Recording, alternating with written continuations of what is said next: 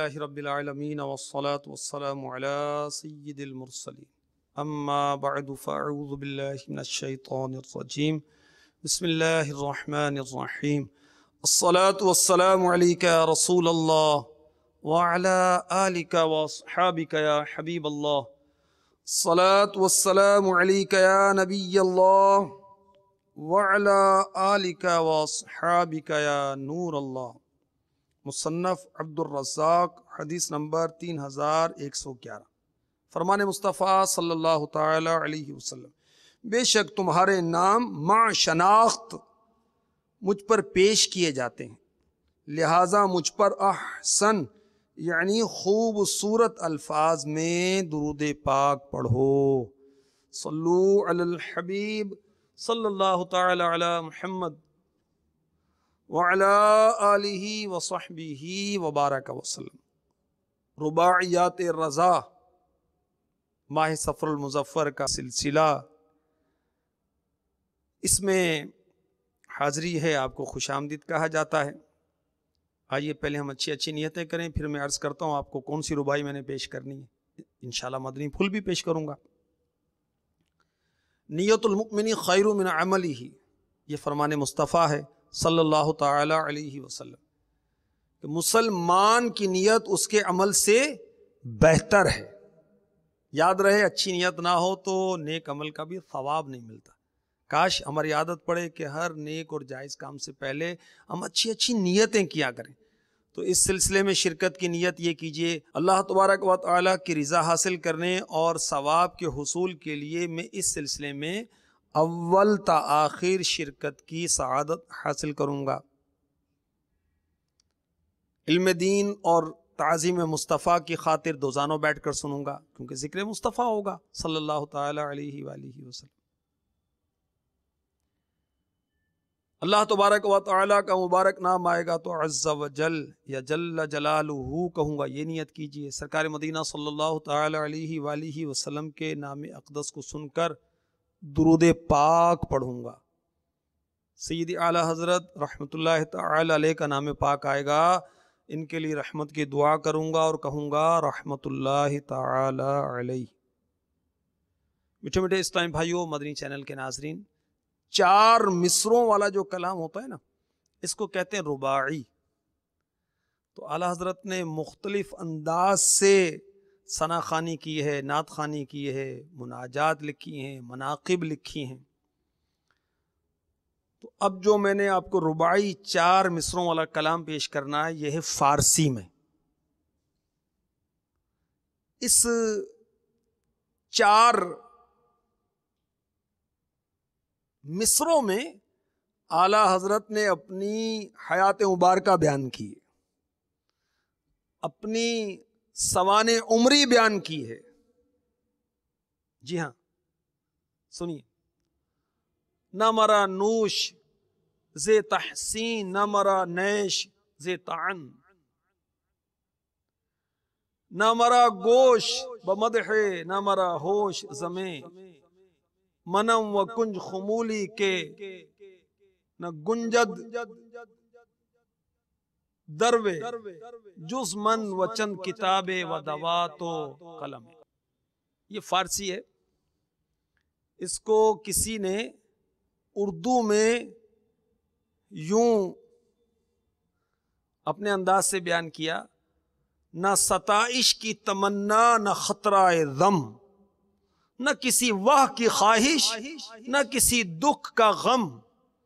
میں ہوں اس گوشائے گمنامی کا رہنے والا، میں ہوں اس گوشائے گمنامی کا رہنے والا، جہاں میں چند کتابیں دوات و قلم.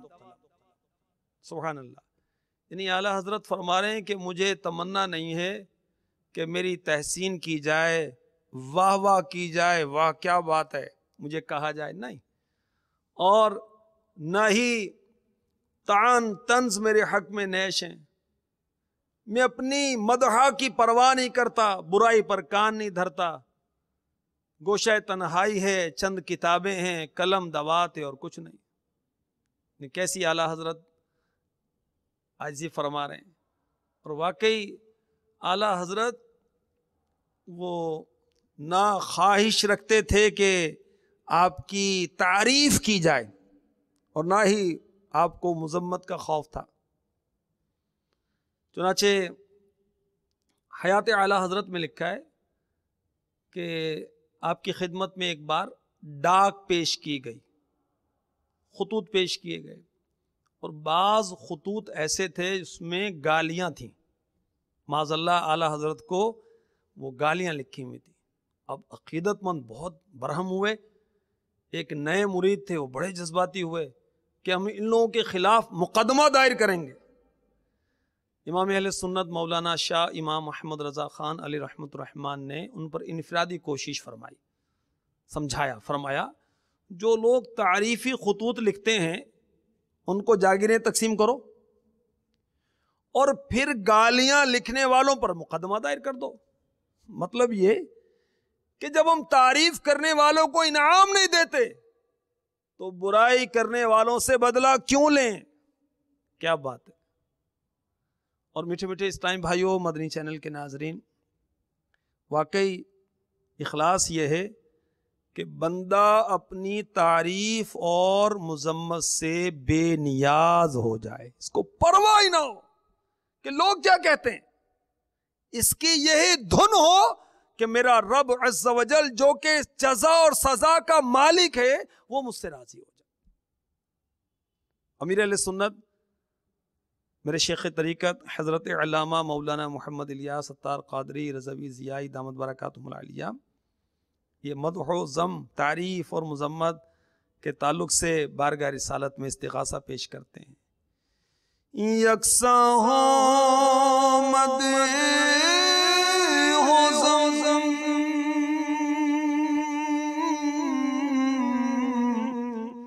مجھ پہ کر دو کرم،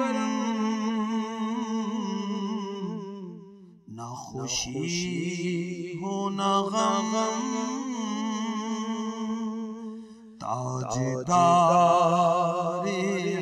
حرم۔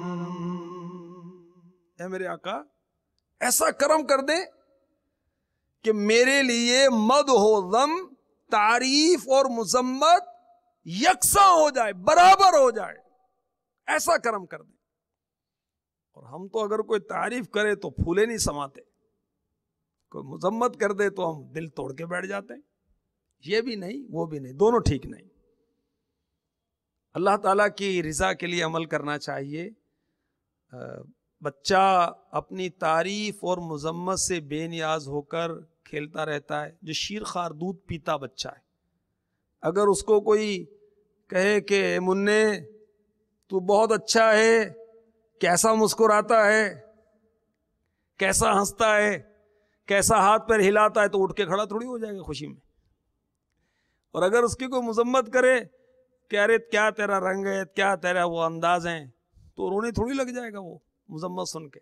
نہیں، وہ بے نیاز ہے اپنی تعریف سے، اپنی مذمت سے۔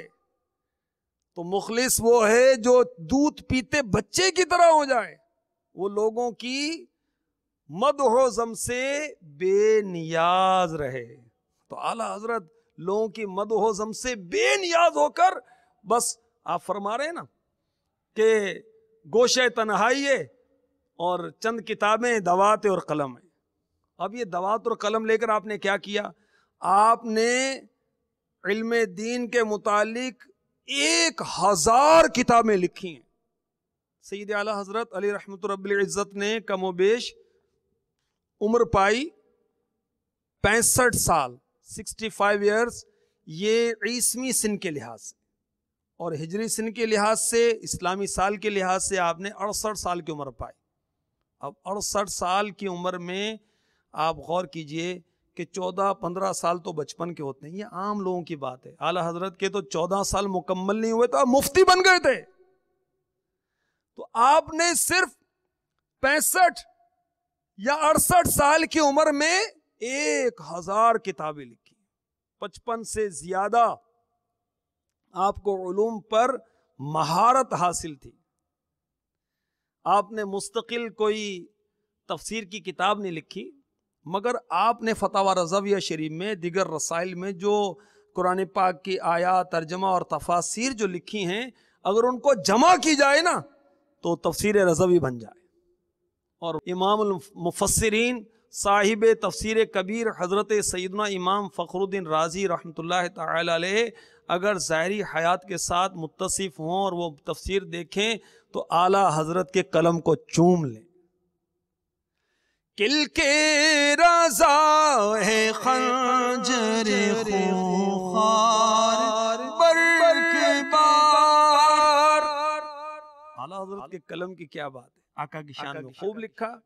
اور جو گستاخان رسول ہیں ان کے لیے ایسا لکھا کہ آپ کے قلم کی نب جو ہے، کل کے رضا جو ہے، وہ اعداء کے لیے، اللہ اور اس کے رسول کے دشمنوں کے لیے یہ چمکتی بجلی جیسا یہ خنجر ہے.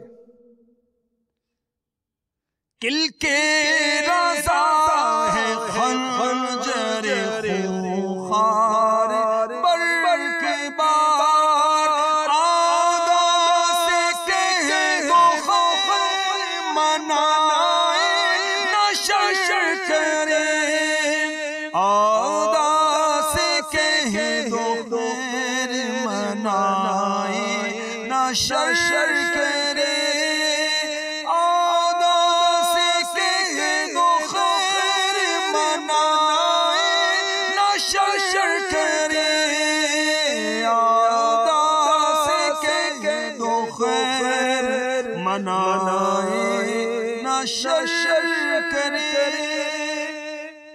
سید اعلیٰ حضرت کے صدقے میں اللہ تبارک و تعالی ہمیں بھی اخلاص عطا فرما دے. اور فضول مٹر گشت کرتے رہتے ہیں، جو ادھر ادھر گھومتے رہتے ہیں، ہوٹلوں میں بیٹھتے رہتے ہیں، فضول جا کر دوستوں کی محفلوں کی رونق بنتے ہو، پھر تیری میری ادھر ادھر کی لگائی بجھائی، میچ پر تبصرے، موسم پر تبصرے، اور نام اعمال کو فضول گفتگو سے بھرتے ہیں. کرامن کاتبین کو تکلیف دیتے ہیں کہ وہ فضول گفتگو لکھیں.